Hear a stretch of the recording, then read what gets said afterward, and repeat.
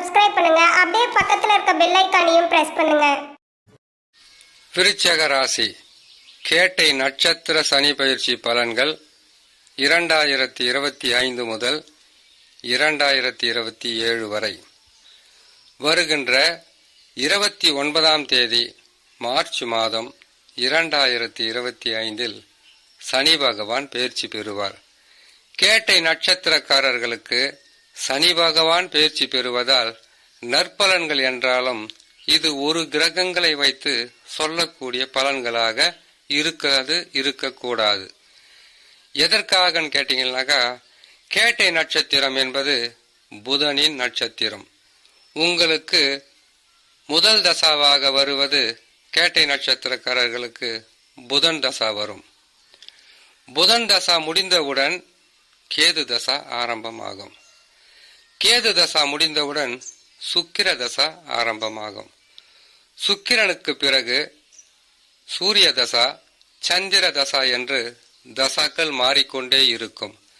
அந்த வகையில் கேட்டை நட்சத்திரக்காரர்களுக்கு சனி பகவான் பயிற்சி பெறுவது அர்த்தாஷ்டம சனியிலிருந்து விலகக்கூடிய காலமாக இருந்தாலும், குரு பகவான் சனி பகவான் பயிற்சி பெற்ற 2 மாதங்களிலே பயிற்சி பெற்று 8ஆம் இடத்தில் அமருவது என்பது அவ்வளவு சிறப்பான பலன்களை தந்துவிடாது. ஆகையால் மிக கவனமாக இருக்க வேண்டும். கேட்டை நட்சத்திரம் அர்த்தாஷ்டம சனி விலகியதும் குரு பகவான் 8ஆம் இடத்திற்கு வராரா? வேற என்னதான் செய்யறது? கிரகங்கள் மாறும்போது மனிதனுடைய வாழ்க்கை நிலை மாறும், அவர்கள் செய்கின்ற செயல்கள் மாறும். நம்பியவர்களிடத்தில் பல வகையான அனுபவ பாடங்களை கற்றுக்கொள்ளலாம். சனி பகவான் பூர்வ புண்ணிய ஸ்தானம் என்று சொல்லக்கூடிய 5ஆம் ராசியில் அமருவது அதிகப்படியான நற்பலனும் கிடையாது, அதிகப்படியான கெடு பலன்களும் கிடையாது. ஆனால் சனி பயிற்சி பெற்ற 2 மாதங்களில் குரு பகவான் பயிற்சி பெற்று 8ஆம் இடத்தில் அமருவது கடுமையான பாதிப்பை தரும். பொருள் நஷ்டம், பண நஷ்டம், நம்பிக்கை துரோகம், உறவு சிக்கல், செய்யும் தொழிலில் தடை, வியாபாரத்தில் விருத்தி இல்லாத தன்மை, பல வகையான நெருக்கடிகளை சந்திப்பது என்பது குரு பகவான் தருவது. சனி பகவான் மாற்றம் என்பது நல்லதை செய்தாலும் குரு பகவான் மாற்றம் என்பது அவ்வளவு சிறப்பாக இருக்காது. குரு பகவான் மாற்றம் பெற்ற 1 மாதத்தில் ராகு கேது பயிற்சியும் இருப்பதினால் ராகுவால் நற்பலன்கள் என்பது இல்லை. கேது பகவான் தொழில் மாற்றம், இடமாற்றம், வீடு மாற்றம், மாற்றங்களை தருகின்ற ஸ்தானத்தில் அமருவதால் மிகவும் விழிப்புடன் இருந்தால் ஓராண்டு காலம்தான் கடுமையான பாதிப்பாக இருக்கும். அதற்கு பிறகு குரு மாற்றத்தால் உங்களுடைய வாழ்க்கையில் நற்பலன்கள் இருக்கும். குரு பகவான் பயிற்சியாவது ஓராண்டு காலங்கள். நற்பலன்களோ கெடு பலன்களோ அவர் செய்யாமல் இருக்க மாட்டார். ராகு கேதுக்கள் 1.5 ஆண்டு காலங்கள் நற்பலன்களை தருவார்கள்.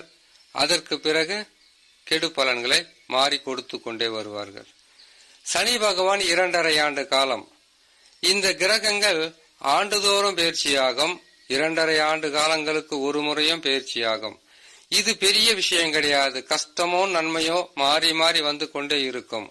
ஆனால் ஆரம்பத்தில் நான் சொன்னதை போல் ஆரம்ப தசா என்பது புதன் தசா. புதன் தசா முடிந்தவுடன் கேது தசான்னு சொல்லியிருக்கு இல்லையா? இந்த தசா நடத்துகின்ற கிரகங்கள் உங்களுடைய சொந்த ஜாதகத்தில் மிகவும் வலிமையாக இருந்து விட்டால் பாதகங்கள் இருக்காது. சாதக பலன்கள் என்பது உங்களுக்கு நடந்து கொண்டே இருக்கும். சனி பயிற்சியாகி கெட்டடத்துக்கு வந்தானா ஓரளவுக்கு பாதகமாக இருக்குமே தவிர அதிகப்படியான கெடு பலன்களை தந்து விடாது. கிரகங்கள் உங்கள் சொந்த ஜாதகத்தில் லக்கினத்திலிருந்து கணக்கிடும் போது எந்தெந்த ராசிகளில் கிரகங்கள் அமர்ந்து தசாக்களை நடத்துகின்றதோ அந்த தசாதான் நமக்கு வலிமையாக இருக்க வேண்டும். அப்படி வலிமையாக இருந்துவிட்டால் பாதகங்களே நடக்காதா அப்படின்ற கேள்வி வருதுன்னா பாதகங்கள் நடக்கும், பெரிதளவாக இருக்காது. கஷ்டங்கள் வரும், சில நாட்களில் விலகும்.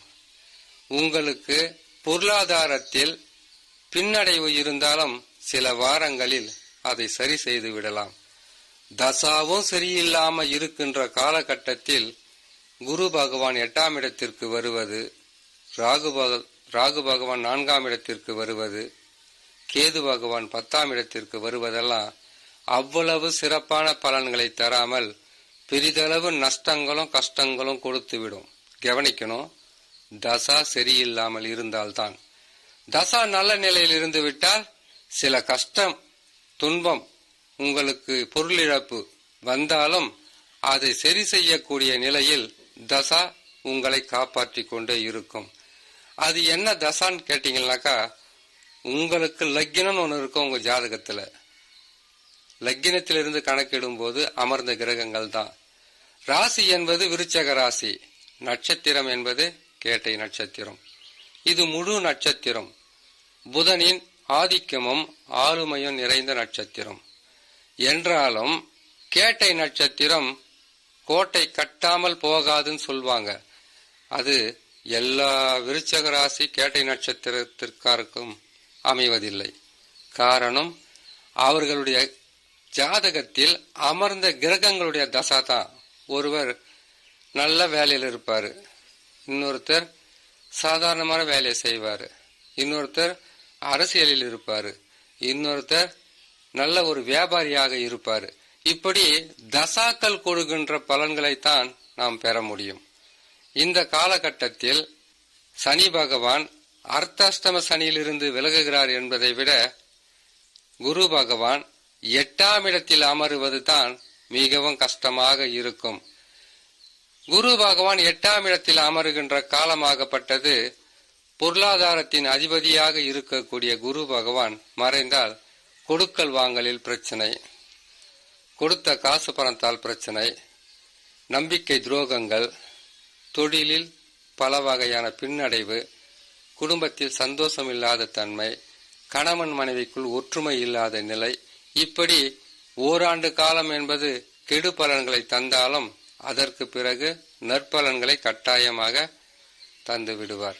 ஆகையால் இந்த சனி பெயர்ச்சியால் உங்களுக்கு நற்பலன்கள் என்பது சிறிதளவாக இருந்தாலும், இதே 2025 குரு ராகு கேது பெயர்ச்சியால் பாதகங்கள் அதிகமாக இருக்கின்ற காரணத்தினால் பொறுமையாக இருந்து நிதானத்துடன் இருந்து குரு தட்சிணாமூர்த்தியை வணங்கி வருவதும், வியாழக்கிழமை தோறும் அருகில் உள்ள ஆலயங்களுக்கு சென்று நவகிரகத்தில் இருக்கக்கூடிய குரு பகவானை வணங்கி வந்தாலே வருகின்ற பிரச்சனைகளிலிருந்து உங்களை காப்பாற்றிக் கொள்ளலாம் என்று சொல்லி இன்னொரு நல்ல பதிவில் உங்களை நான் சந்திக்கிறேன். நன்றி, வணக்கம்.